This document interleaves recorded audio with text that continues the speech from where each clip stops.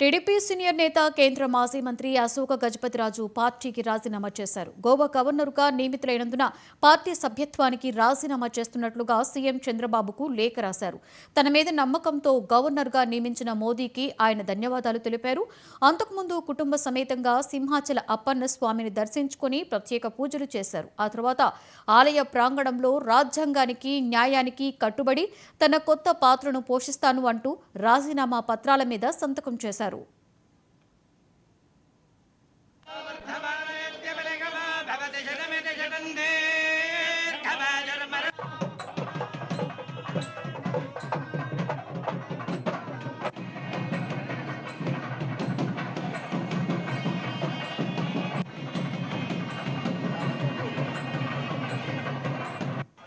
నాకు sentiment personal అన్నమాట.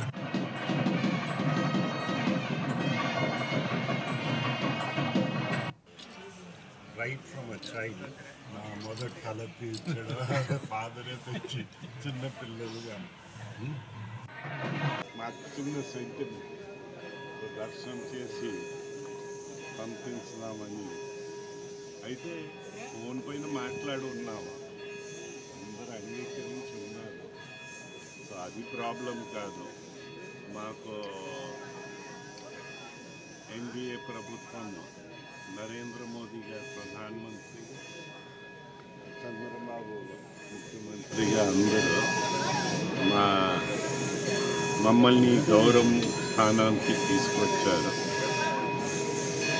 గౌరవాన్ని, వారి గౌరవాన్ని, సమాజం గౌరవాన్ని, తెలుగు వాడిని కూడా కాపాడే బాధ్యత మనకందరికీ ఉంటుందని అందుకోసం అన్నాను. ఆ పసుపుతో పవిత్రత, ఆ పవిత్రత గుర్తు చేయిస్తుంది అనేది. మీరు కూడా పెళ్లి కార్డ్స్కి వాటికి పసుపు రాస్తూ ఉంటారు.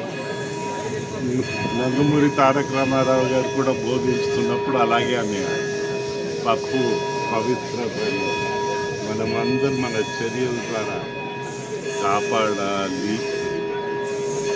అది చేసే అవకాశం స్వామి వారు కలిగించారు. మాకు ధన్యవాదాలు, అంతకన్నా ఏం లేదు.